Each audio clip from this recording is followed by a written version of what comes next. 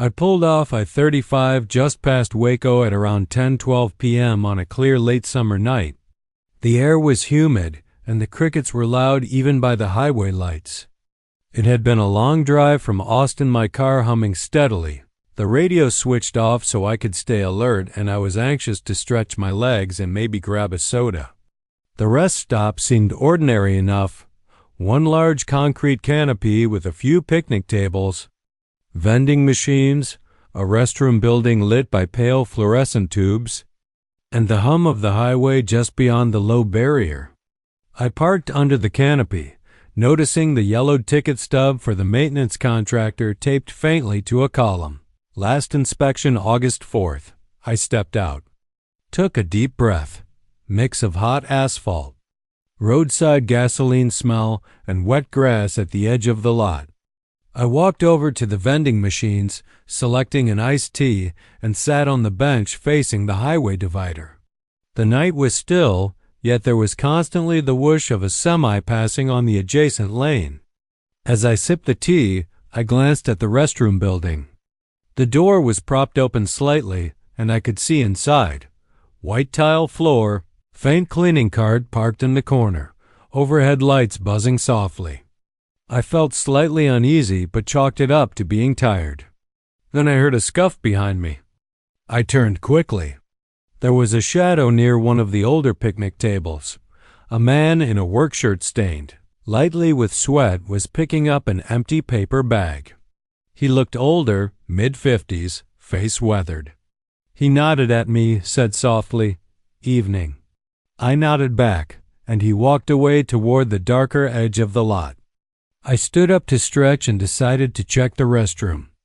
Inside it was as expected. Faint fluorescent flicker, scent of cleaning fluid, and faint urine. As I washed my hands, I noticed the door to one stall was ajar just a bit. Usually locks are closed. I pushed the door gently. The stall was empty, but the latch with broken handle swung freely.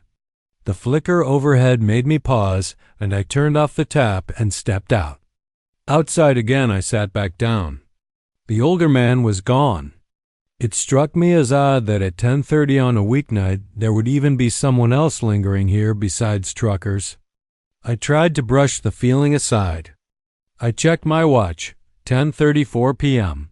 Not too late. Still plenty of highway ahead. I pulled my phone out, glanced at messages, when I heard something, a faint metallic clang from the opposite end of the canopy. I looked, saw one of the picnic table benches shifting slightly as though someone had lifted one end. I squint in the darkness, nothing visible. I told myself it was wind, but there was no breeze. I got up and walked over to inspect it. As I approached, the bench lay flat again. I crouched down to look. No footprints in the dusty ground around it, though the surface had fine sand grit. I straightened and looked toward the edge of the lot. The highway barrier lights were casting long shadows. There a dark figure, maybe 50 meters away, between two trucks parked. I blinked. It moved behind a semi. I stood still for a minute. The air felt heavier. I returned to my car, locked the doors. I sat inside with the engine running, but idled. The AC was silent, so I shuttered it off to listen. Then around 10:46 p.m. I saw headlights pull into the lot slowly before shutting off. The lights were dim at first. The engine idle too. A black SUV. The doors stayed closed. I stared. After maybe 2 minutes, the SUV drove away slowly without turning on any brake lights, merging back onto the highway. I exhaled. Probably a lost driver. But I didn't like it. I was tired, uneasy, so I started the car and pulled out slowly. As I passed where the picnic bench sat, I glanced in the rear view. The older man stood under the canopy, facing away from me, hands in pockets. He didn't move as I drove past. I couldn't tell if he'd been there the whole time or if he appeared just then. Back on the highway, I changed radio stations and forced myself to think of something else. But I couldn't shake the feeling. Weeks later, I found out there had been a missing person report from that rest stop. A traveler disappeared after parking his car at midnight and never returned. I had never heard of that before. I don't know if the older man was involved, or if the figure between trucks had followed the SUV. None of it was resolved.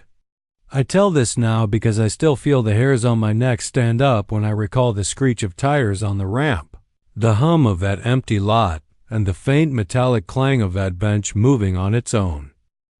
I was driving north along US 287 in northern Texas in early November. It was twilight, about 5:18 p.m., the sky heavy with gray clouds promising rain. I pulled into a rest area roughly halfway between Wichita Falls and Amarillo, a small facility with wooden picnic shelters, restrooms, and a couple of payphones, yes, archaic, under a canopy of oaks. The air smelled of damp leaf mold and diesel fumes from passing big rigs. I had a folder of old travel documents in the passenger seat and felt an urge to reorganize them while taking a short break. I got out, locked the car, stretched under the dim incandescent lights of the lot. The restrooms faced the lot, and beyond them a grassy verge leading to a tree line. It was a remote spot, hedged by forest on one side and the highway on the other. As I entered the restrooms, I heard a low rustle outside, like someone walking through leaves or maybe an animal. I paused, hand on the door handle, looked into the mirror. My reflection looked tired. I took a deep breath and went in. Inside, I noticed the payphone booth next to the restrooms looked older than the rest of the facility. Phone still hanging on the cradle, but no dial tone in the booth. The booth door was slightly ajar. I exited quickly, feeling slightly exposed. I looked at the tree line and thought I caught movement, a figure, maybe 30 meters away, light gray hoodie moving behind a tree. I told myself it was a deer or nothing. I retrieved my folder and walked back to my car. The sky had darkened. The lights in the lot came on with a slight flicker. I got in the car, locked the doors, turned the heater on. It was chilly. As I sat, I looked at the payphone booth again. The door was now closed. I would have sworn it was open a minute ago. Turning on the radio, I scanned stations. Static mostly, a faint country station fading in and out. Then suddenly, a tap on the roof. I looked up. At first I thought maybe a bird had landed, but no. The car hood vibrated. I froze. I listened. Another tap. Single, deliberate. I turned off the radio silence except for the diesel rumble on the highway. I waited a minute. Tap. Then again. I opened the door slightly, poked my head out. The lot was empty. No people, no vehicles except mine. The picnic tables were empty. The tree-lined shadows deeper. I considered leaving immediately, and I did. I started the car, reversed out of the parking spot slowly, and as I rolled forward, I glanced to the driver's side. A figure in that gray hoodie stood just beyond the canopy, light barely visible, face turned toward me but expression hidden. I swallowed hard and drove off. On the highway, I looked in my rear-view mirror. The headlights of the rest stop lot glowed faintly, and I saw the figure walk to the edge of the lot and raise an arm slowly, as if waving goodbye. I didn't wave back. Weeks passed and I dismissed it until I checked my dash cam footage. I installed one a few months later and rewound to around 5:23 p.m. when I was parked. There was nothing visible on the lot until a dark mass entered the frame behind a picnic table. Paused, then the tap on the roof happened. I watched it closely and saw what looked like long fingers tapping the metal. I don't know how long those fingers had been there, or why the figure stood still when I drove away. I still drive that route, but now I avoid that rest area at dusk. I can't forget the tactile echo of the tap, the sharp chill that ran down my spine, and the way the figure's arm slowly rose as I looked away. It was a Sunday morning, 8:45 a.m., and I'd just driven through the winding back roads west of San Antonio. The sky was clear and bright. the air cool with a breeze rolling off the hill country. I pulled into a small roadside rest stop that was well maintained. Stone benches, manicured flower bed, and a modern restroom structure. The picnic area overlooked a small creek and grove of trees. I figured I'd take 20 minutes to sit and enjoy a coffee I bought earlier and skid through some emails. I sat on the bench, coffee steaming in the cup, sound of birds and trickling water from the creek. The world felt peaceful. After about 10 minutes, I heard what sounded like a car door slamming, but there was no one else visible in the lot besides one sedan parked at the far edge. I glanced. The lot was largely empty. I shrugged. Maybe the cleaners had pulled up and left. I focused on my phone screen. As I scrolled, I noticed movement behind me just out of immediate line of sight. A flash of white fabric near the trees. I looked up and saw a woman standing near the edge of the grove, wearing a white blouse and jeans. She appeared to be looking at me.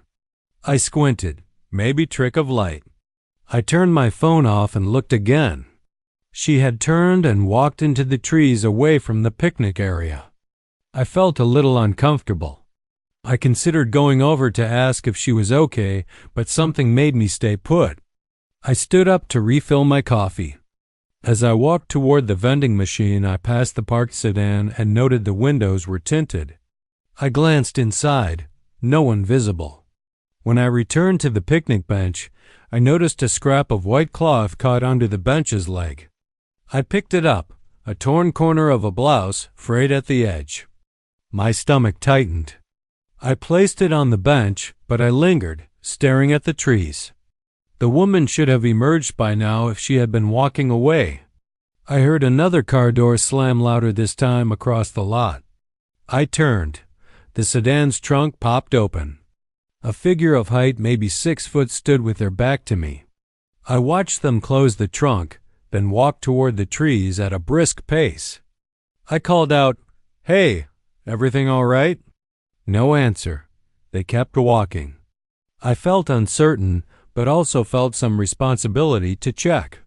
I stood, coffee in hand, and headed toward the grove. The ground was soft under leaves. The breeze moved through the trees. I thought I saw the woman again, further in, under the branches. She vanished. I called, "Ma'am?" No voice. I returned to the lot.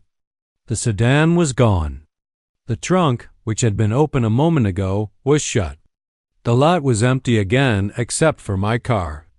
I sat back in the bench, heart hammering.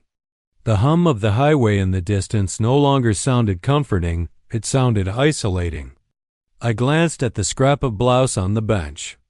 Who was that woman? Why did the sedan leave so swiftly? I locked my phone and decided I needed to leave. I stood, left the scrap behind, and walked briskly to my car. As I started the engine, the trees behind the lot rustled. Leaves shook, though there was no breeze. I looked in the rearview mirror just in time to see a figure emerge from the tree line and pause at the edge of the lot. White blouse visible in the fading morning light, silhouette still. Then they stepped back into the shadows. I depressed the accelerator and left. Driving away, I felt hollow. Later, I found out that the grove behind that rest stop had been the scene of a missing person case. Years ago, a woman who vanished after stopping at the rest stop and taking a walk. I don't know if the woman I saw was linked to that case or whether I imagined parts of it. But every time I pass that exit, I scan for white blouse among the trees and remember the quiet creek, the clang of the car door, the piece of cloth on the bench. It was early September, about 2:30 a.m., and I was driving east on I-10 through the Texas Panhandle. The wind had picked up, dust swirling across the highway. The rest stop I entered was sparse. Concrete pads, minimal lighting, restrooms at one end and trucks lined up near the other. No picnic tables. I got out, felt the dust sting my eyes, the wind gusting. I locked the car behind me and rushed into the restroom to escape the gusts. Inside, the lights flickered. The smell of stale air mixed with cleaning fumes. I washed my face and stared at my reflection, shadowed eyes, road-worn. When I exited, the wind had died down eerily. The trucks were still, no drivers visible. I walked toward the vending machine and realized someone had drawn in the dust on one of the concrete pads. Help in large letters. The dust swept aside to form the letters. My heart thudded. It looked recent because the dust around it was undisturbed. I looked around. No one. I considered dismissing it as a prank. But the wind had been blowing. The rest stop isolated. At 2:30 a.m. very few people around except big rigs. I returned to my car. As I opened the door, I heard a low growl of an idling engine. A big rig parked behind me had switched on its lights. I glanced in the rear view. The driver's side door opened and a man in reflective safety gear stepped out and walked slowly toward my car. I nudged the door shut and locked it. The tinted windshield obscured the man's face. His boots crunched the dust. He paused, looked at me, then looked down at the help letters on the concrete. I felt exposed. I gunned the engine and drove out of the lot without stopping. During the drive, I replayed the moment. The letters, the man's approach, the smell of the dust and diesel. Weeks later, I looked up. There had been an unsolved disappearance of a trucker near that rest stop. He vanished from his rig around 3 a.m. Last seen on the lot. No body found.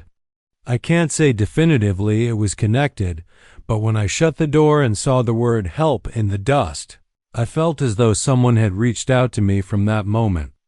I still wonder if the safety-vested man approaching was searching for help himself, or if he was something else entirely.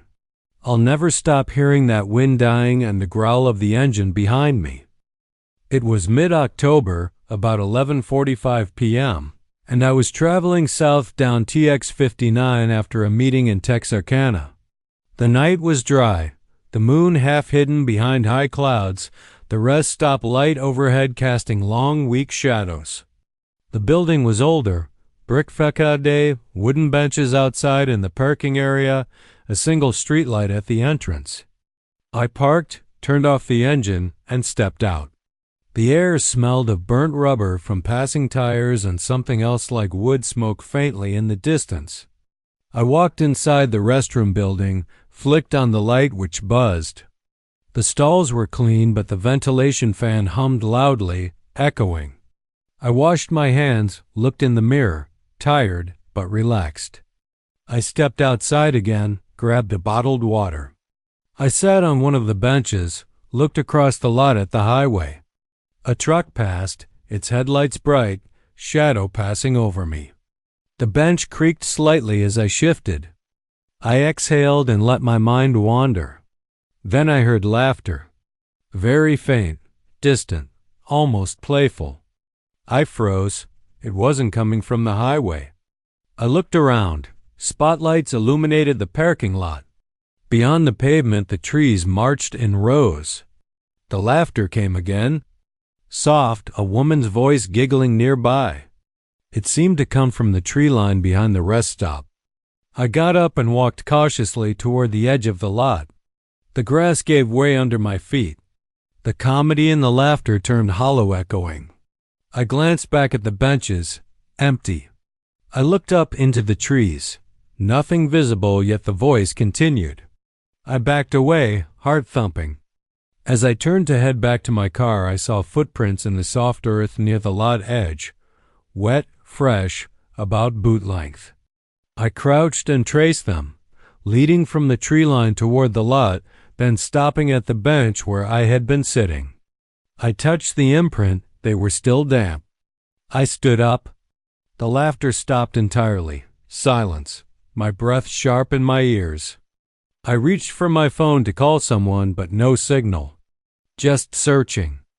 I got into the car, locked the doors, started the engine. As I looked back toward the bench, I saw a figure there standing very still, wearing dark clothing, maybe a jacket, face turned away to the highway. The headlights of a passing truck briefly illuminated the figure's outline. I gasped, sat frozen for a moment, then put it into gear and pulled out. On the highway, I looked in the mirror. The figure was still at the bench, unmoving. I drove off. Since then, I've avoided that route at night. But sometimes I recall that half moon behind clouds, the brittle air, the giggling that stopped when I looked, the fresh boot prints leading to where I sat. I don't know who that person was or what they wanted, but the lot, the bench, the tree line, they're engraved in memory. I still hear that laughter sometimes in the quiet of the car at night, and it reminds me that when you stop at a rest area in the dark of Texas, you might not really be alone.